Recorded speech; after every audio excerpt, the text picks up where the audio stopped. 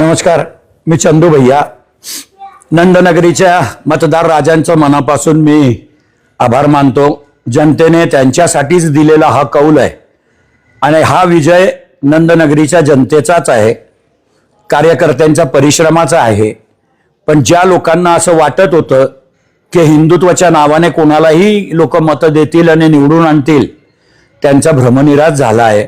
एकंदरीत जनतेला सगळं कळतं की सर्वसामान्य माणसाचा विकास करणारा कोण आहे आणि विकासालाच या जिल्ह्याच्या जनतेने, या शहराच्या जनतेने मतदान केलेलं आहे. मी पुनश्च एकदा सर्वांचे मनापासून आभार मानतो आणि हा विजय तुमचा आहे एवढं लक्षात ठेवा. तुम्हीच सगळे या नंदनगरीचे नगराध्यक्ष आहेत. भविष्यामध्ये तुमच्या सर्व आशा आकांक्षा पूर्ण केल्याशिवाय हा चंदू भैया स्वस्थ बसणार नाही एवढं वचन आपल्याला देतो. माझ्या लायक काहीही असेल सार्वजनिक विकासाचं तर कधीही मला आठवण करा, हक्काने काम सांगा. 100% कुठलाही भेदभाव न करता सर्वसामान्य लोकांच्या कामाला प्राधान्य देण्याचा प्रयत्न राहील माझा. पुनश्च एकदा सर्वांचे आभार. आज दणदणीत विजय झाला असल्यामुळे आम्ही आमच्यासाठी जनताच ही विजयी करणार होती आणि आम्ही जनताच्याच भरोसे उभे राहिले. जनता ही सांगत होती की भाऊ तुम्ही मागे रिवर्स नका होऊ, वहिनी मागे रिवर्स नका होऊ. जनता म्हणजे आज आमच्यासाठी ते आमदार आणि खासदार, आणि तेही आज आमच्यासाठी अजितदादा कोकाटे साहेबही तेच होते. आम्ही त्यांच्यावरच त्यांच्या सांगण्यावरूनच आम्ही पॅनल उभं केलं.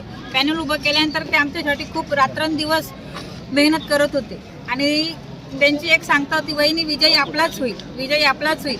पण आम्ही मनातच ठेवलं होतं विजय आपलाच, आणि जनतेनेही ठेवलं होतं की विजय तुमचाच होईल. तगडा आव्हान होतं आपल्या समोर, तगडा आव्हान होता.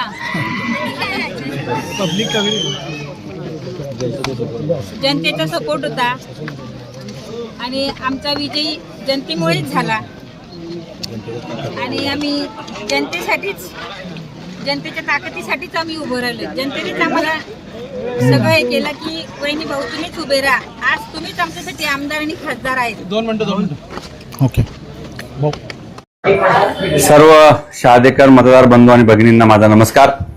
आजच्या या निवडणुकीच्या निकालामध्ये आपण सर्वांनी, मतदार बंधू भगिनींनी जो निकाल दिलेला आहे त्याचा निश्चितपणाने आम्ही सन्मान करतो.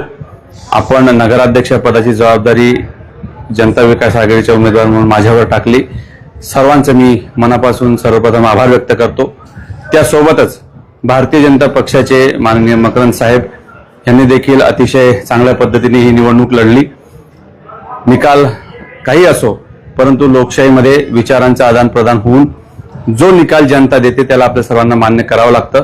म्हणून मी त्यांचे देखील मनापासून आभार व्यक्त करतो.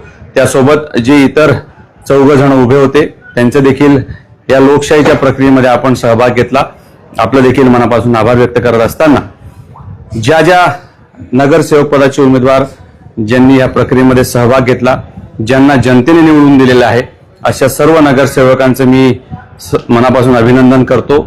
या शहादा शहराने सर्वांनी पुन्हा एकदा एकत्रित येऊन काम करण्यासाठीचा हा कौल दिलेला आहे. आपण सर्वांनी शहादा शहरालाच प्राथमिकता ठेवून जर काम केलं तर निश्चितपणाने शहादा शहराचं भविष्य अधिक उज्ज्वल असेल, याच्या बाबतीमध्ये माझ्या मनात कुठलीही शंका नाही.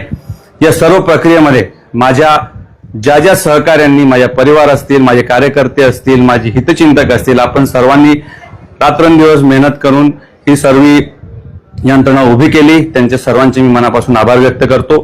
त्यासोबतच जे पराभूत उमेदवार झालेले आहेत त्यांना, त्यांच्या परिवाराला, त्यांच्या कार्यकर्त्यांना देखील मी एकच सांगेन की आपण लोकशाहीच्या प्रक्रियेमध्ये सहभाग घेतला. हार जीत चालू असते, परंतु आपण सर्वांनी अतिशय चांगल्या पद्धतीने ही निवडणूक लढवलेली आहे.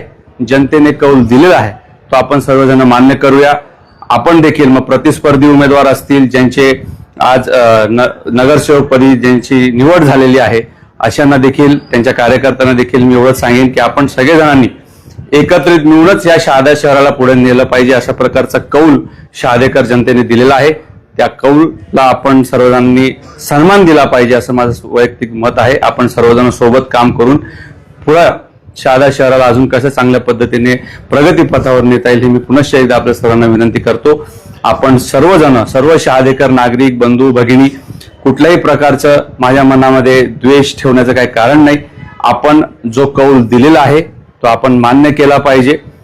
कुठलेही नगरसेवक प्रत्येकाने मेहनत केलेली आहे, परंतु एकदा जनतेने कौल दिला की तो आपल्याला मान्य करायचाच असतो. त्यामुळे या सर्व प्रक्रियेचं आपण निश्चितपणाने कौतुक केलं पाहिजे, लोकांचे मनापासून आभार व्यक्त केले पाहिजे आणि जो निकाल दिला गेलेला आहे तर आपण मान्य करूया. एकमेकांच्या बद्दल जो काही आपल्या मनामध्ये किंतु परंतु या पूर्ण निवडणूक प्रक्रियेमध्ये निर्माण झाला असेल तो कृपया करून आपण दूर ठेवूया आणि शहादा शहराच्या प्रगतीसाठी पुन्हा एकदा कटिबद्ध होऊन एकत्र येऊया. एवढीच हात जोडून सर्वांना नम्र विनंती करतो. पुनश्च एकदा सर्व शहादेकर मायबाप जनतेचे, सर्व राजकीय पक्षाचे कार्यकर्ते, सर्व पदाधिकारी, सर्व जेवढेही लोक या संपूर्ण प्रक्रियेमध्ये इन्व्हॉल्व्ह होते यांचे सर्वांचे मी मनापासून आभार व्यक्त करतो आणि थांबतो. धन्यवाद.